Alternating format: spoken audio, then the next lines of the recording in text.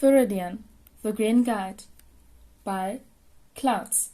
My Head in the Clouds Not Coming Down. Read by Shadow 5. Chapter 53. Hidden. Summary. Everyone has to deal with the aftermath of recent events. Eraser hadn't wanted him to leave. Izuku could tell. It was only logical, so he didn't want to blame him, but it was still kinda annoying to have to focus on being stealthy and losing a tail when all he wanted to do was fall into bed and never wake up. Finally, after using every bit of stealth he picked up from spending nights around heroes, Izuku managed to get rid of that weird tingle in his spine that said he was being watched and was able to go home. He crawled on his window and barely had the energy to shed his weapons and switch his jeans out with PJs before he collapsed onto the bed. Izuku distantly realized that he should probably take off the stupid hoodie that Amplifier had given him, but he was tired and it was comfy. It wasn't his usual hoodie, so it wasn't like he actually had to worry about anyone seeing it and realizing he was Viridian, right? There was another part of him, buried deep at the moment, that was screaming as loud as it could that those were all just excuses, and that the real reason he didn't want to take off the hoodie was because it was a physical reminder that there were people that would miss him if he died. Izuku didn't let himself listen to that part. If he did, he knew he'd just feel guilty, because he didn't deserve to be wrapped in a hoodie hug from one of his favorite heroes. So he chose not to overthink it, instead giving in to the bone-deep exhaustion and pretending that everything would be better in the morning. Shota really needed a drink, but the sun was barely even up, so having alcohol in his system right now would be the height of rationality. Still didn't mean that he wanted to deal with any of the paperwork from last night. At least they were almost done. It was one of the only positives of the whole situation. It had killed him to let Viridian leave like that, but he trusted the kid. He knew he wasn't going to break his promise, which meant that they had at least another day where the kid would be safe, and then they could deal with everything. Add that to the fact that Shota was the one who first discovered the body and needed to be on site when the police arrived, and it basically led to the perfect storm leading to him, a license zero, letting a suicidal kid known to be relapsing walk away alone. He hated it. Shota sighed in exhaustion as he signed the final page. Maybe he should get Nezu to help him track the kid down. It seemed like a betrayal of trust, but it would keep the kid safe, then... His thoughts were interrupted by a kid in middle school uniform pushing open the front doors of the police station with a tad more force than was strictly necessary.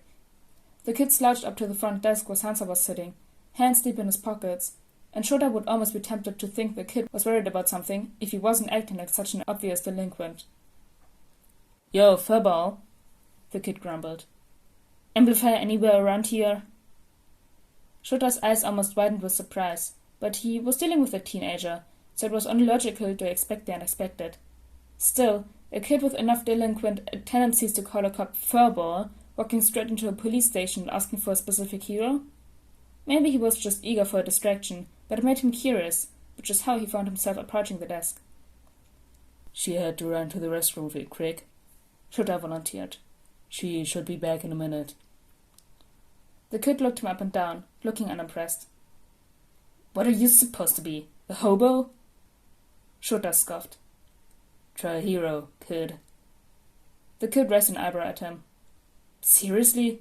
How do you ever expect to get popular if you dress like that?" "Not every hero has to be popular, kid," Shota huffed. "Some of us don't like dealing with the vultures." "Oh." Shota almost rolled his eyes. Apparently no one had ever told the kid that before. It was one of his least favorite things about the hero industry, that push toward popularity. It led to kids like this who just didn't know that underground heroics were an option. It was frustrating, but if Shota had the power to change it, he would have already done so. They waited in somewhat awkward silence for a moment before the kid spoke up again. "So, if you're a fucking hero, what's your name?" "Eraserhead." Shota said his hero name like it was a challenge, because in a lot of ways it was. It was rare that even the students in his class had even heard his name, much less random punk kids who walked in off the streets, but he supposed there was always a first for everything. The kid apparently heard the change in his voice, because he glared at Shota for a long moment as he tried to place them, then scoffed. "That's a stupid name." "Yep." His blunt answer made the kid laugh, and Shota's eyes nearly widened in surprise. With, well, everything, he'd been expecting the kid's laugh to sound cruel like a bully's, but it just sounded tired. In fact, It was more similar to one of Shota's red chakras than what he'd expected based on how the kid represented himself. The kid hesitated. This kid I used to know, he probably would have known about you. Probably could rattle off a dozen facts about you too. Shota was about to deny this, because he was underground for a reason, but they were interrupted. Wait, was that a laugh from the great Katsuki Bakugo? Amplifier's voice called from behind them in exaggerated shock, and Shota turned, rolling his eyes when he realized she was clutching her chest dramatically. Did you break him, Eraser? Shut up, loud bitch. The kid, Bakugo apparently, said good-naturedly. That just made Amplifier laugh, which, even though it was annoyingly loud, Shota was oddly grateful for. After everything that had happened that morning, they could all use a little distraction. He looked more carefully at the kid. Amplifier seemed to take his rudeness and swearing in stride, and there didn't seem to be any malice behind it, so maybe the kid wasn't as much of a delinquent as he seemed. Either way, he was still a punk. Ah, Eraserhead! How rude of me not to introduce you to! Amplifier grinned. This is Bakugo. I think I told you about him. That kid who volunteers with my villain redemption group? Shota did remember. So this was the kid who was self-aware enough to realize he needed to make changes before he could be a hero, and was willing to take steps to make that happen. It made his behavior make a lot more sense. He was a delinquent, or at least had been, and now probably didn't know any other way to act. He could probably use a little more work, especially if he wanted to be a popular hero, but the base was there. To what do I owe you this visit? Amplifier asked.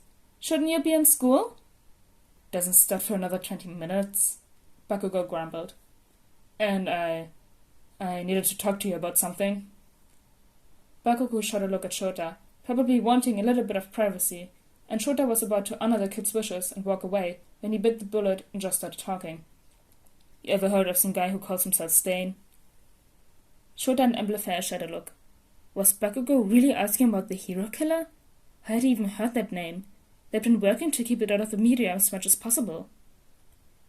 Big guy, Bakugo prompted. Katana. Way too many knives. Stupid paralyzation quirk when he cuts you.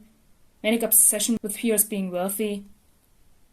How did he know so much? Shota knew Stain's quirk had been written about before, but his motivations were still largely unknown, even to those investigating him. So how... Well, if you don't know about him, you should. Bakugo ran his hand through his hair and huffed in frustration and... embarrassment? He's fucking insane. You sound like you're speaking from experience, Shota said slowly. Bakugo looked at him like he was an idiot. No, I just saw him on a billboard. Of course I'm speaking from experience. He fucking tried to kill me. Shota and Amplifier both rose. Even back when he'd been Standal, Stan had been known to go after anyone he had an issue with, and while it was rare for him to go after kids, it wasn't unheard of, which brought up the question of how this kid survived the encounter. But... Bakugo... Amplifier hesitated. Stan usually goes after heroes or villains. You're not either, so... So you thought he'd nip me in the butt before I could become a hero? Bakugo snarled. I'm not an idiot, I know how I act. And before you ask, he changed his fucking mind and decided to spare me. Let me grow or some shit. Shota raised an eyebrow curiously. Do you know why? Now he was sure that the kid was embarrassed. Bakugo looked at the floor. Guy's fucking insane. Nothing he does makes sense. Shota looked at Amplifier, and they silently agreed not to press him for answers. Yet. Amplifier placed a hand on Bakugo's arm and spoke softly. When was this? A couple of nights ago, Bakugo grumbled. Shota crossed his arms. And you didn't tell us then because...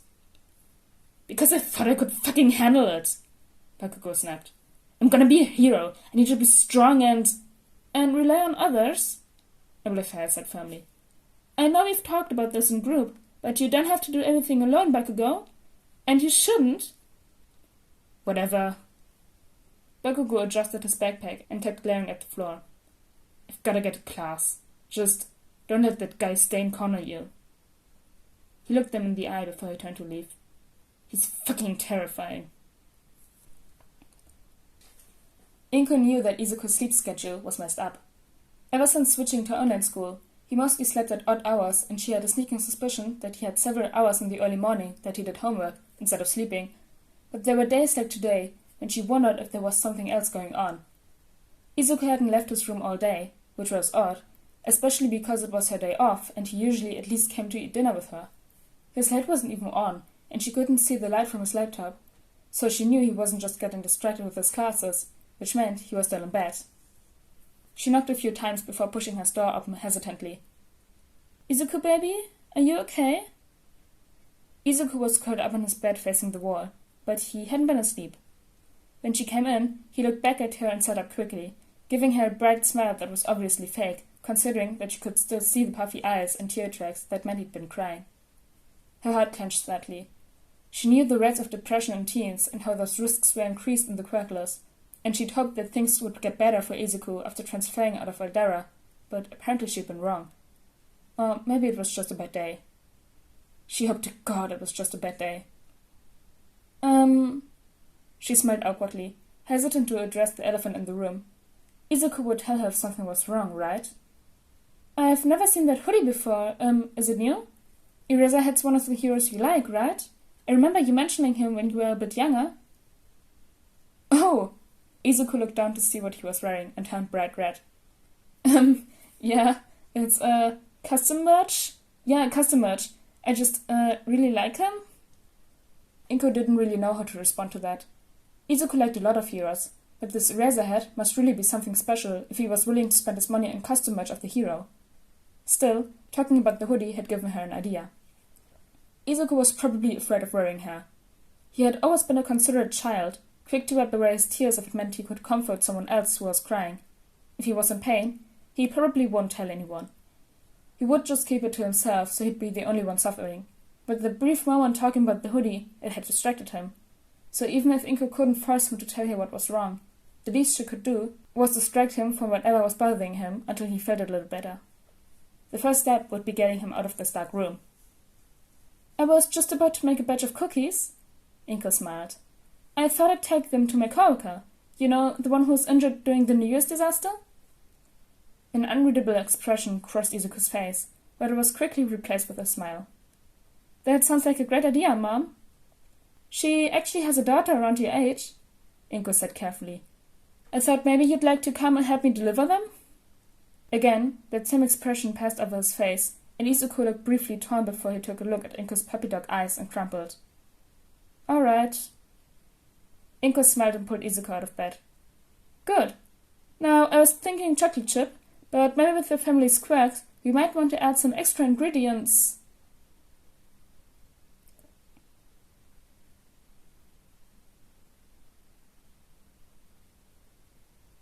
That was chapter 40? No, not 40. 53 of Viridian the Ring Guide. I hope you all enjoyed this chapter, and I see you all on Saturday, I think, for the 6-month anniversary of this podfic. But yeah, bye!